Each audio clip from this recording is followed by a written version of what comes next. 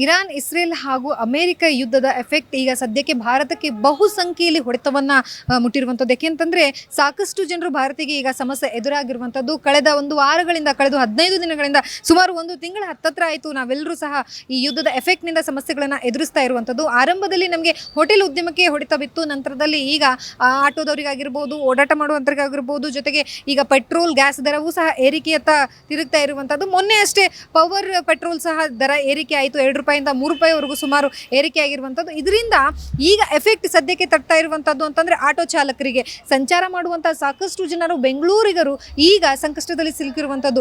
ಒಂದು ಕಡೆಗೆ ಹೊಟ್ಟೆಪಾಡಿನ ಜೀವನ, ಜೊತೆಗೆ ಇನ್ನೊಂದು ಕಡೆ ಬೇರೆ ಬೇರೆ ಕೆಲಸಕ್ಕೆ ಹೋಗುವಂಥವರಿಗೆ ಸಮಸ್ಯೆ ಆಗ್ತಿರುವಂಥದ್ದು. ಸದ್ಯಕ್ಕೆ ಗ್ಯಾಸ್ ಹೊಡೆತದಿಂದಾಗಿ ಎಲ್ಲ ಬೆಂಗಳೂರಿನಲ್ಲಿರುವಂಥ ಒಂದಷ್ಟು ಗ್ಯಾಸ್ ಬಂಕ್ಗಳು ಈಗ ಮುಚ್ಚಿರುವಂಥದ್ದು.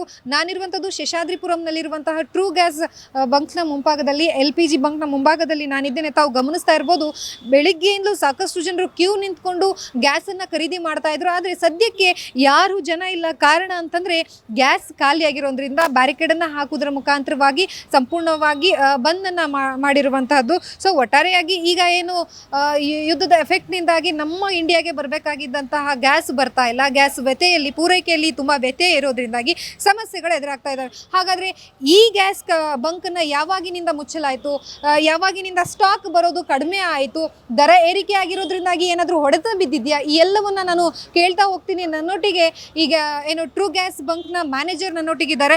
ಸರ್, ಎಷ್ಟು ದಿನದಿಂದ ನೀವು ಸದ್ಯಕ್ಕೆ ಇದನ್ನು ಸ್ಥಗಿತ ಮಾಡಿದ್ದೀರಾ? ಸ್ಥಗಿತ ಅಂದರೆ ಲಾಸ್ಟ್ 9ನೇ ತಾರೀಕಿಂದ ಇಲ್ಲಿವರೆಗೂ ಸ್ಥಗಿತ ಮಾಡಿದ್ದೀವಿ ಮೇಡಮ್. ಇನ್ನೂ ನನಗೆ ತಿಳಿದಂಗೆ ಮೋಬಿ ಇನ್ನೂ ಒಂದು 10 ಡೇಸ್ ಆಗ್ಬೋದು. ಹೌದು ಸರ್, ಈಗ ಎಷ್ಟು ದಿನಕ್ಕಾಗುವಷ್ಟು ಸ್ಟಾಕ್ ನಿಮಗೆ ಪ್ರತಿದಿನ ಬರ್ತಿತ್ತಾ, ಅಥವಾ 2-3 ದಿನಕ್ಕಾಗೋ ಆಗೋ ಥರದಲ್ಲಿ ಸ್ಟಾಕ್ ಬರ್ತಾ ಇತ್ತಾ, ಹೇಗೆ ಸರ್? ಇಲ್ಲ, ಸ್ಟಾಕು ಕೊಡ್ತೀನಿ ಅಂತಾರೆ, ಬಟ್ ಅಲ್ಲಿ ದುಬಾರಿ ರೇಟ್ ಹೇಳ್ತಾರೆ. ಎಷ್ಟು ಹೇಳ್ತಾ ಇದ್ದಾರೆ? ಈಗ ನಮಗೆ ಅಲ್ಲಿ ಪರ್ಚೇಸಿಂಗ್ ಮಾಡೋಕ್ಕೆ ಹೋದ ಅಂದರೆ ಅಲ್ಲೇ ₹115 ನಮ್ಮ ಕಾಸ್ಟ್ ಬೀಳ್ತಾ ಇದೆ. 115ಗೆ ತೊಗೊಂಡು ನಾನು ಅಟ್ಲೀಸ್ಟ್ ಒಂದು ₹2 ಲಾಭ ಆದರೂ ಇಟ್ಕೊಂಡ್ರು ₹117 ಮಾರಬೇಕು. ₹115 ಮಾರಕ್ಕೆ ಹೋದಂದರೆ ಪಾಪ ಆಟೋದವ್ರಿಗೂ ಹೊಡ್ತಾ ಬೀಳ್ತದೆ. ಅವ್ರಿಗೂ ಯಾರು ಕಸ್ಟಮರ್ ₹1 ಎಕ್ಸ್ಟ್ರಾ ಏನೂ ಕೊಡೋದಿಲ್ಲ. ಸೊ ನಾವು ಈ ರೇಟಿಗೆ ಮಾರೋದಕ್ಕೆ ನಮಗೂ ಮನಸ್ಸು ಇದಾಗ್ತಾ ಇಲ್ಲ. ಸೊ ಹಂಗಾಗಿ ನಾವು ಸ್ಥಗಿತ ಮಾಡಿದ್ದೀವಿ. ಸರ್, ಈಗ ನಿಮಗೆ ಅಂತ ಹೇಳಿ ಸಾಕಷ್ಟು ಜನರು ಇಲ್ಲಿಗೆ ಬಂದು ಗ್ಯಾಸನ್ನು ತಗೊಳ್ಳುವಂತ ಇರ್ತಾರೆ. ಒಂದಷ್ಟು ಜನ ಪರ್ಮನೆಂಟ್ ಕಸ್ಟಮರ್ಸ್ಗಳು ಇದ್ದೇ ಇರ್ತಾರೆ. ಸೊ ಅವರೆಲ್ಲ ಬಂದು ಏನು ಹೇಳ್ತಾ ಇದ್ದಾರೆ? ಯಾಕಂತಂದರೆ ಅವ್ರಿಗೂ ಜೀವನ ನಡಿಬೇಕಾಗಿರುವಂಥದ್ದು ಆಟೋ ಮುಖಾಂತರವಾಗಿ. ಅವರು ಯಾರೆಲ್ಲ ಏನೆಲ್ಲ ಹೇಳ್ಕೊಂಡಿದ್ದಾರೆ ನಿಮಗೆ? ಹೌದು, ನೀವು ತರಿಸಿ ಮಾರಿ ಅಂತಾರೆ, ಬಟ್ ಕೆಲವು ವ್ಯಕ್ತಿಗಳಿಂದ ಅವ್ರಿಗೂ ಸಮಸ್ಯೆ ಆಗ್ತಾಯಿದೆ. ಈಗ ಲಾಸ್ಟು 9ನೇ ತಾರೀಕು ಬಂದು ನಮಗೆ ಪರ್ಚೇಸಿಂಗ್ ಬಂದಿದ್ದು ₹90ಗೆ ಬಂದಿದ್ದು. ನಾವೇನು ಮಾಡ್ರಿ ₹85ಗೆ ಕಸ್ಟಮರ್ಗೆ ಹೇಳಿ ಹಾಕ್ತಾಯಿದ್ದೀವಿ. ನಾವು ₹85 ಲೀಟ್ರು, ₹85 ಲೀಟ್ರು ಅಂದ್ಬಿಟ್ಟು ಅಂತ ಹಾಕಿಸ್ಕೊಂಡವ್ರು ಹಾಕಿಸ್ಕೊತಾ ಇದ್ರು. ಕೆಲವು ವ್ಯಕ್ತಿಗಳು ಅವ್ರಿಗೆ ಆಗುತ್ತೋ ಆಗಲ್ವೋ ನಮಗೆ ಗೊತ್ತಿಲ್ಲ. ಆ ವ್ಯಕ್ತಿಗಳು ಬಂದು ಮೀಡಿಯಾಗಳನ್ನೆಲ್ಲ ಕರೆಸಿ ಗಲಾಟೆ ಮಾಡಿದರು. ಯಾಕೆ ₹85? ಗೌರ್ಮೆಂಟ್ ರೇಟ್ ಏನಿದೆ ₹65 ಏನಾಯಿತು ಅವಾಗ, ಆ ರೇಟಿಗಲ್ವಾ ಕೊಡಬೇಕು ಅಂದ್ಬಿಟ್ಟು. ಬಟ್ ನಮ್ಗೆ ಬಂದರೆ ನಾವು ಮಾರ್ಬೋದು, ಬರಲಿಲ್ಲ ಅಂದರೆ ನಾವು ಹೆಂಗೆ ಮಾರೋಕ್ಕಾಗತ್ತೆ? ಈಗ ನಾವು ಒಂದು ತರಕಾರಿ ಪರ್ಚೇಸಿಂಗ್ ಮಾಡೋಕೆ ಹೋಗ್ತೀವಿ, ಒಬ್ಬ ₹20 ಅಂತಾನೆ, ಇನ್ನೊಬ್ಬ ₹40 ಅಂತಾನೆ. ನಾವು ₹40 ಅವ್ನಿಗೆ ಯಾಕಪ್ಪ ₹20 ಮಾರ್ತೀಯ ಅಂದರೆ ಅವನೇನು ಹೇಳ್ತಾನೆ, ಅವ್ನಿಗೇನು ರೇಟ್ ಬಂದಿರ್ತೋ ಆ ರೇಟಿಗೆ ಅವ್ನು ಮಾರೋಕ್ಕಾಗತ್ತೆ. ಸೊ ಆ ರೀತಿಯಲ್ಲಿ ನಾವು ಮಾರಕ್ಕೆ ಹೋದ್ರಿ, ನಾವು ₹5 ಲಾಸ್ ಮಾಡಿ ಮಾರಕ್ಕೆ ಹೋದ್ರಿ ಸರ್ವಿಸ್ ಕೊಡೋಣ ಅಂತ. ಬಟ್ ಆಟೋದವ್ರಿಗೇ ಅದು ಸ್ಯಾಟಿಸ್ಫೈಡ್ ಆಗಿಲ್ಲ. ಸರ್, ಇನ್ನು ಏನಾದರೂ ಸ್ಟಾಕ್ ನಾಳೆ ನಾಡಿದ್ದು ಬರುವಂಥ ಸಾಧ್ಯತೆ ಇದೆಯಾ, ಅಥವಾ ಬೆಲೆ ನೀವು ಅಂದ್ಕೊಂಡಿರೋ ಮಟ್ಟಿಗೆ ಬೆಲೆಯಲ್ಲಿ ಸಿಗುವಂಥ ಸಾಧ್ಯತೆ ಇದೆಯಾ? ಈಗ 1ನೇ ತಾರೀಕು ನೋಡಬೇಕಾಗುತ್ತೆ ಮೇಡಮ್. ಗೌರ್ಮೆಂಟ್ ಅವ್ರು ಏನಾದರೂ ಪ್ರೈಸು ಏನು ಮಾಡ್ತಾರೆ ಅದ್ರ ಮೇಲೆ ನಾವು ಡಿಪೆಂಡ್ ಮಾಡೋಣ ಅಂತಿದ್ದೀವಿ, ಕಾದು ನೋಡ್ತಾ ಇದ್ದೀವಿ. ಸೊ ನೋಡಿದ್ರಲ್ಲ, ಒಟ್ಟಾರೆಯಾಗಿ ನಾವು ತರೋದಕ್ಕೆ ನಮಗೆ ದುಬಾರಿ ದರದಲ್ಲಿ ಸಿಗ್ತಾ ಇದೆ. ಹಾಗಾಗಿ ನಾವು ಸದ್ಯಕ್ಕೆ ಸ್ಥಗಿತ ಮಾಡಿದ್ದೀವಿ. ಅಕಸ್ಮಾತ್ ಏನಾದರೂ ಸರ್ಕಾರ ಇದಕ್ಕೆ ಪ್ರೋತ್ಸಾಹ ನೀಡಿ, ಸರ್ಕಾರನೂ ಕೈ ಜೋಡಿಸಿ ನಮಗೆ ಸಹಾಯ ಮಾಡಿದ್ರೆ ಖಂಡಿತವಾಗಿಯೂ ನಮಗೆ ಸಿಗಬೇಕಾದಂಥ ಬೆಲೆಯಲ್ಲಿ ಸಿಕ್ಕರೆ ನಾವು ತರಿಸ್ತೀವಿ ಅನ್ನುವಂಥ ಮಾತನ್ನು ಈಗ ಮ್ಯಾನೇಜರ್ ಹೇಳಿದ್ದಾರೆ. ನನ್ನೊಟ್ಟಿಗೆ ಇನ್ನೊಂದಷ್ಟು ಜನ ಇಲ್ಲಿ ಆಟೋ ಚಾಲಕರಿದ್ದಾರೆ. ನಾನು ಅವ್ರನ್ನ ಕೇಳ್ತಾ ಹೋಗ್ತೀನಿ. ಯಾಕಂತಂದರೆ ಆಟೋ ಚಾಲಕರ ಜೀವನ ನಡಿಬೇಕಾಗಿರುವಂತಹದ್ದು ಆಟೋದ ಮುಖಾಂತರವಾಗಿ. ಸದ್ಯಕ್ಕೆ ಗ್ಯಾಸ್ ಇಲ್ಲದೆ ಇರೋದ್ರಿಂದಾಗಿ ಅವರು ಅಲ್ಟರ್ನೇಟಿವ್ ಆಗಿ ಏನಾದರೂ ಬೇರೆ ಕೆಲಸ ಮಾಡುವಂಥ ಸಾಧ್ಯತೆ ಇದೆಯಲ್ಲ, ಅಥವಾ ಪೆಟ್ರೋಲನ್ನು ಬಳಕೆ ಮಾಡಿಕೊಂಡು ಆಟೋವನ್ನು ಓಡಿಸುವಂಥ ಕೆಲಸ ಮಾಡ್ತಾರಂತ ನಾನು ಕೇಳ್ತಾ ಹೋಗ್ತೀನಿ. ಸರ್, ನಮಸ್ತೆ. ನಮಸ್ತೆ. ಸರ್, ಸದ್ಯದ ಪರಿಸ್ಥಿತಿ ತಮಗೆ ಗೊತ್ತಿದೆ. ಈಗ ನೀವೀಗ ಬಂದಿದ್ದೀರಾ, ಇಲ್ಲಿ ಪ್ರತಿದಿನ ಹಾಕಿಸ್ತೀರಾ ಅಂತ ನಾನು ಅನ್ಕೊತಿದ್ದೀನಿ ಗ್ಯಾಸ್ನ. ಸೊ ಹಾಗಾಗಿ ಸದ್ಯಕ್ಕೆ ಇಲ್ಲ ಅಂತ ಹೇಳ್ತಿದ್ದಾರೆ, ಏನು ಸಂಪೂರ್ಣ ಬ್ಯಾರಿಕೇಡ್ನ ಹಾಕಿದ್ದಾರೆ. ಹೆಂಗೆ ಸರ್, ಏನು ಮಾಡ್ತಾ ಇದ್ದೀರಾ ನೀವು ಅಲ್ಟರ್ನೇಟಿವ್ ಆಗಿ? ಮೇಡಮ್, ನಾವು ಆಲ್ಟರ್ನೇಟ್ ಮಾಡೋದಕ್ಕೆ ಬೇರೆ ಅಂತೂ ಇಲ್ಲ. ನಾವು ಕಾಲದಿಂದನೂ ಡ್ರೈವರ್ ವೃತ್ತಿಲೇ ಇರೋದು.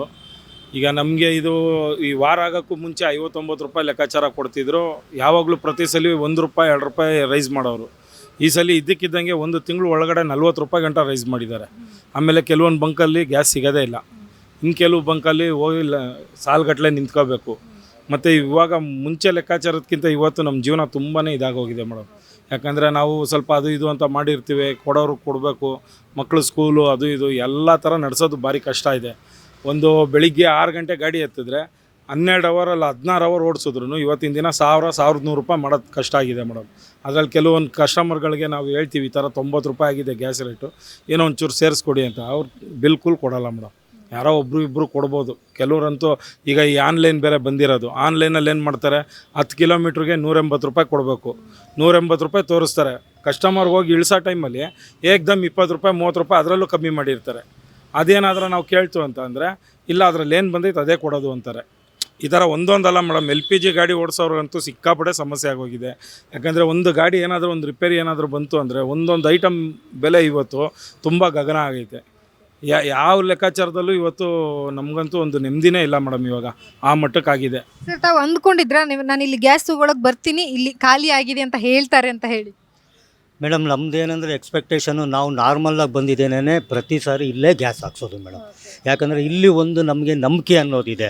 ಸೊ ಇಲ್ಲಿ ಇವ್ರೇನಂದರೆ ನಮ್ಮ ಹತ್ರ ಜಾಸ್ತಿ ಕೇಳಲ್ಲ ಯಾವತ್ತು. ಇವಾಗ ಇವರಿಗೇನಾದರೂ ಬಂಕಲ್ಲಿ ಜಾಸ್ತಿ ರೇಟಿಗೆ ಬಂದರೆ ನಮ್ಗೆ ಹೇಳ್ಬಿಟ್ಟೆ ಇವತ್ತು ಟ್ಯಾಂಕರು ಜಾಸ್ತಿ ಆಗಿದೆ, ಈ ಥರ ಜಾಸ್ತಿ ಮಾಡ್ತಿದ್ದೀವಿ ಅಂತ ಬರ್ತಾರೆ. ನಾವು ಏನು ಮಾಡ್ತೀವಿ, ಒಂದು 5 ರೂಪಾಯಿ 6 ರೂಪಾಯಿ ಲೆಕ್ಕ ಹಿಂದೆ ಮುಂದೆ ನೋಡೋಲ್ಲ. ಯಾಕಂದರೆ ನಮ್ಮ ಜೀವನ ಏನಂದರೆ ದುಡಿದ್ರೇ ಜೀವನ ಸಾಗೋದು, ಅದರಿಂದ ಹಾಕಿಸ್ಕೊಂಡು ಹೋಗ್ತೀವಿ. ಬಟ್ ಇವ್ರೇನಂದರೆ ಒಂದೇ ಸಾರಿ 10 ರೂಪಾಯಿ 15 ರೂಪಾಯಿ ಜಾಸ್ತಿ ಆದಾಗ ಕ್ಲೋಸ್ ಮಾಡಿಬಿಡ್ತಾರೆ. ತುಂಬ ಜಾಸ್ತಿ ಆಗಿದೆ ಸರ್, ನಾವು ನಿಮಗೂ ಬರ್ಡನ್ ಕೊಡೋಕೆ ನಮ್ಗೆ ಇಷ್ಟ ಆಗಲ್ಲ ಅಂತಾರೆ. ಕೆಲವೊಂದಷ್ಟು ಕಡೆಗಳಲ್ಲಿ ಸಂಪೂರ್ಣವಾಗಿ ಸ್ಥಗಿತ ಆಗಿದೆ ಸರ್, ಬೆಂಗಳೂರಿನ ಒಂದಷ್ಟು ಭಾಗಗಳಲ್ಲಿ. ಇನ್ನೊಂದಷ್ಟು ಭಾಗಗಳಲ್ಲಿ ಮಾತ್ರ ಸಿಗ್ತಾ ಇದೆ. ಅಕಸ್ಮಾತ್ ಅದು ಆ ಕಡೆಗಳು ಸಿಗ್ಲಿಲ್ಲ ಅಂದರೆ ಮುಂದೆ ನಿಮ್ಮ ಜೀವನ ಹೆಂಗೆ ಸರ್? ನೀವು ಏನು ಮಾಡ್ತೀರಾ? ಏನಾದ್ರು ಪ್ಲಾನಿಂಗ್ ಮಾಡ್ಕೊಂಡಿದ್ದೀರಾ, ಹೇಗೆ? ಇಲ್ಲ ಮೇಡಮ್, ನಾವು ಇವಾಗ ಏನಂದರೆ ಆ್ಯಸ್ ಯೂಶುವಲ್ ಆಗಿ ನಾವು ಗಾಡಿನೇ ಓಡಿಸೋದ್ರಿಂದ, ಇನ್ನೊಂದು ನಮ್ಗೆ ಏಜ್ ಆಗಿರೋದ್ರಿಂದ ನಾವು ಬೇರೆ ಕಡೆ ಕೆಲಸಕ್ಕೆ ಹೋಗೋಣ ಅಂದರೂ ನಮ್ಗೆ ಯಾರೂ ಕೆಲಸ ಕೊಡೋದಿಲ್ಲ. ಸೊ ಏಜ್ ಫ್ಯಾಕ್ಟ್ ಬಂದ್ಬಿಡುತ್ತೆ. ಈಗ ನಿಮ್ಗೆ ಏಜ್ ಆಗಿದೆ ರೀ, ನೀವೇನು ರೀ ಕೆಲಸ ಮಾಡ್ತೀರಾ ಅಂತ. ಇದು ನಮ್ಮ ಒಂಥರ ಇಂಡಿಪೆಂಡೆಂಟು. ನಾವು 10 ರೂಪಾಯಿ ದುಡಿತೀವೋ 1000 ರೂಪಾಯಿ ದುಡಿತೀವೋ ಒಂದು ನೆಮ್ಮದಿ ಇರುತ್ತೆ, ಅದರಲ್ಲಿ ನಾವು ಜೀವನ ಸಾಗಿಸ್ಕೊಂಡು ಹೋಗ್ತಾ ಇದ್ದೀವಿ. ಗ್ಯಾಸದು ಈ ಥರ ಪ್ರಾಬ್ಲಮ್ ಆಗಿರೋದ್ರಿಂದ ನಾವು ಜೀವನ ಹೇಗೆ ಸಾಗಿಸೋದು, ಮಕ್ಕಳು ಮರಿನ ಹೇಗೆ ನೋಡೋದು? ಯಾಕಂದರೆ ನಮಗೇನಾಗ್ಬಿಡುತ್ತೆ ಅಂದರೆ ನೋಡ್ಕೊಳ್ಳೋರು ಇನ್ನೊಬ್ರು ಇದ್ದರೆ ಪರವಾಗಿಲ್ಲ, ಅವ್ರ ಮೇಲೆ ಡಿಪೆಂಡ್ ಆಗ್ಬೋದು. ಇವಾಗ ನಮ್ಮಂಥವ್ರು ಹೆಣ್ಮಕ್ಳಿರೋ ಅಂಥವ್ರು ಮದುವೆ ಮಾಡಿ ಕಳಿಸ್ಬಿಟ್ಟಿರ್ತೀವಿ. ಈಗ ಪ್ರಾಪರಾಗಿ ಏನಾಗುತ್ತೆ, ನಾವೇ ನೋಡ್ಕೋಬೇಕು. ನಾವನ್ನ ಎಲ್ಲ ನಾವೇ ನೋಡ್ಕೊಳ್ಳೋದ್ರಿಂದ ಏನಾಗ್ಬಿಡುತ್ತೆ ಅಂದರೆ ಇದ್ರ ಮೇಲೆ ಡಿಪೆಂಡು. ಗೌರ್ಮೆಂಟೂ ಏನು ಒಂದು ಚೂರೂ ಇದ್ರ ಬಗ್ಗೆ ಏನು ತಲೆನೇ ಕೆಡಿಸ್ಕೊಳ್ಳೋದಿಲ್ಲ ಮೇಡಮ್. ಸೊ ಹಾಗಾಗಿ ನಾವು ಏನು ಮಾಡೋದು ಅಂತ ಮುಂದಿನ ಜೀವನ ನಮಗೇನೆ ಗೊತ್ತಾಗ್ತಿಲ್ಲ ಮೇಡಮ್. ಸೊ ನೋಡಿದ್ರಲ್ಲ, ಒಟ್ಟಾರೆಯಾಗಿ ಸದ್ಯಕ್ಕೆ ಯುದ್ಧದ ಎಫೆಕ್ಟ್ನಿಂದಾಗಿ ಸಮಸ್ಯೆಗಳು ಮಾತ್ರ ಸಾಕಾಗುವಷ್ಟು ಆಗಿರುವಂತಹದ್ದು. ಒಂದು ಕಡೆ ಗ್ಯಾಸ್ ಸಿಗ್ತಾ ಇಲ್ಲ, ಇನ್ನೊಂದು ಕಡೆಗಳಲ್ಲಿ ಬೆಲೆಗಳು ಸಹ ಸಾಕಷ್ಟು ಗಗನದತ್ತ ಏರಿಕೆ ಆಗ್ತಾ. ಇದ್ರ ಮಧ್ಯದಲ್ಲಿ ನಮ್ಮ ಜೀವನ ಹೇಗೆ, ನಾವು ಯಾವ ರೀತಿಯಾಗಿ ಜೀವನ ಮಾಡಬೇಕು, ಇದ್ರ ಪ್ರಕಾರವಾಗಿ ಸರ್ಕಾರ ಇದಕ್ಕೆ ಏನಾದರೂ ಗಮನ ವಹಿಸಬೇಕು. ಒಂದು ದಿನಕ್ಕೆ ಇಂತಿಷ್ಟು ಪರ್ಸೆಂಟೇಜ್ ಆದರೂ ಕೊಡುವ ನಿಟ್ಟಿನಲ್ಲಿ ಕೆಲಸವನ್ನ ಮಾಡಬೇಕು ಅನ್ನುವಂಥದ್ದು ಆಟೋ ಚಾಲಕರ ಮಾತಾಗಿರುವಂತಹದ್ದು. ಸೊ ಕ್ಯಾಮ್ರಾ ಪರ್ಸನ್ ಗುರುರಾಜ್ ಜೊತೆ ಲಕ್ಷ್ಮೀ ಬಾಗಲಕೋಟಿ, ಯಶ್ವಗ ನ್ಯೂಸ್, ಬೆಂಗಳೂರು.